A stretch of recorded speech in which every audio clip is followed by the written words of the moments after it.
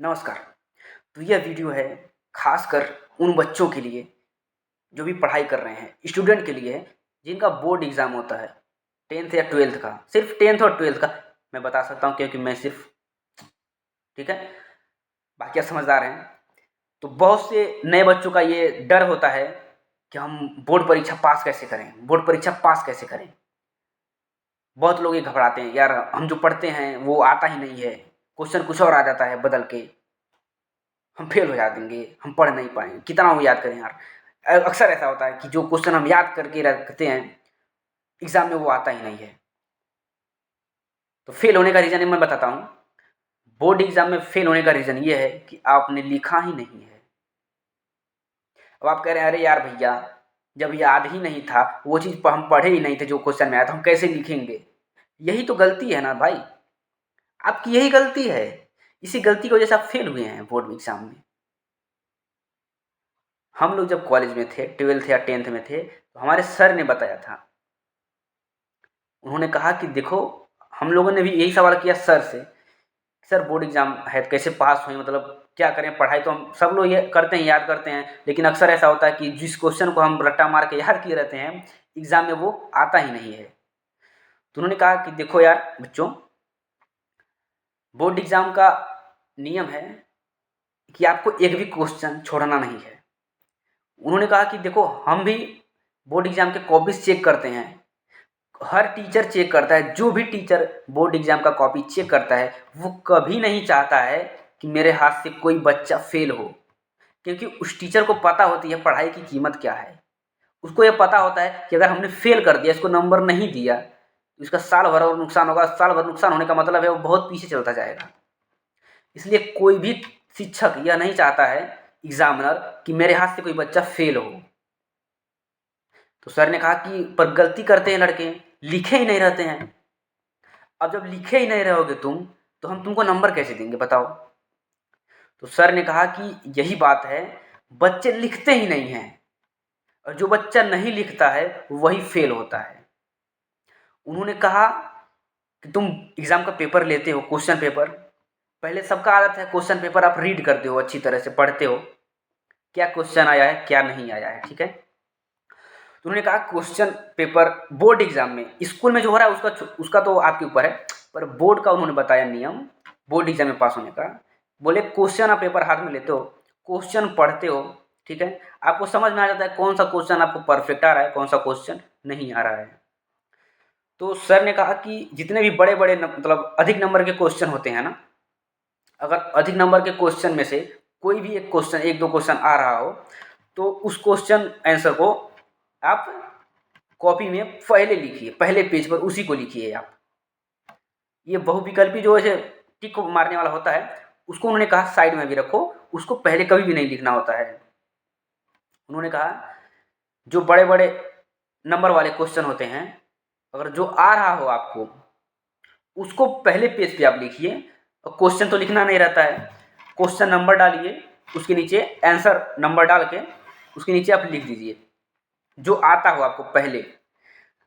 यही करना होता है कि जितने भी क्वेश्चन आपको आ रहे हैं, क्वेश्चन आपने पढ़ लिया क्वेश्चन पेपर, तो जितने भी क्वेश्चन का आंसर आपको एकदम परफेक्टली पता है, उसको पहले पेज पर मतलब लिखते जाइए आप, स्टार्टिंग से उसी को आप लिखते जाइए। और क्वेश्चन पेपर में हर को मतलब बहुत ऐसे क्वेश्चन होते हैं जिसके लास्ट में लिखा रहता है कि इसका आंसर मिनिमम कितने शब्दों में होना चाहिए, ठीक है। हिंदी का है तो हिंदी में, इंग्लिश का है तो इंग्लिश में भी उसमें दिया रहता है कितने शब्दों में दिया रहता है कितने शब्दों में इसका आंसर होना चाहिए। बहुत से ऐसे क्वेश्चन होते हैं। तो सर ने हमारे यही बताया कि जो क्वेश्चन का आंसर तुमको पता है वो तो आप पहले लिखते जाओ, कि जिसमें एकदम श्योर हो कि हाँ ये सही होगा, इसका आंसर यही है, उसको आप स्टार्टिंग से लिखते जाओ। फिर बात आई कि जो क्वेश्चन आपको नहीं आ रहे हैं उस क्वेश्चन का भी आप नंबर डालो, क्वेश्चन नंबर डालो। आप तो चिंता मत करो, इधर उधर मत देखो, दूसरे का नकल करने की कोशिश मत करो। आप सोचो, सोच विचार के टाइम मत बर्बाद करो कि इसका आंसर क्या होगा क्या होगा क्या होगा क्या होगा ना। सोचने की ज़रूरत नहीं है आपको वहाँ पर। आपको पता है हाँ ये मैंने नहीं पढ़ा है, नहीं आ रहा है, तो सोचने की ज़रूरत नहीं है। आप क्वेश्चन नंबर डालो और उसके नीचे आंसर नंबर डाल के आप देखो इस क्वेश्चन का आंसर कितने शब्दों में लिखना है। या फिर अगर आपको पता हो कि इस तरह का क्वेश्चन में कितना लिखा जाता है आंसर, उन्होंने कहा उससे रिलेटेड क्वेश्चन नंबर डाल के नीचे क्वेश्चन आंसर डाल के उसके नीचे आप कुछ भी लिख दो, अदरवाइज मतलब जितने में होना चाहिए मैक्सिमम आंसर उसका, जितने शब्दों में, वो आंसर आप लिख दो कॉपी में, आप लिख के आ जाओ। जो क्वेश्चन आपको नहीं पता था, जो क्वेश्चन आपने याद नहीं किया था जिसके आंसर, वो क्वेश्चन एग्जाम में आ गए हैं, उसको भी क्वेश्चन नंबर डाल के नीचे क्वेश्चन आंसर लिख के आप चले जाइए, आपको कोई फेल कर ही नहीं सकता है। तो सर ने हमारे यही कहा कि अगर मान लो क्वेश्चन 5 नंबर का है या 4 नंबर का या जितना भी नंबर का है, अगर आपने लिखा है उसको, भले ही गलत है, लेकिन अगर आपने लिखा है तो उस पर हम 1 या 2 नंबर तो देंगे। कोई भी टीचर ये नहीं चाहता है कि हम फेल करें, नंबर नहीं दें, लेकिन सबका ये रहता है कि अगर बच्चा लिखा है, भले ही गलत लिखा है, तो उसको नंबर मिलेगा, क्योंकि एग्जामिनर के पास सिर्फ क्वेश्चन सीट होते हैं, आंसर सीट नहीं होते हैं मिलाने के लिए। बोर्ड एग्जामर को, ठीक है, जो बोर्ड एग्जाम का कॉपी चेक करते हैं जो भी शिक्षक, उनके पास सिर्फ क्वेश्चन पेपर्स होते हैं, आंसर नहीं होते हैं।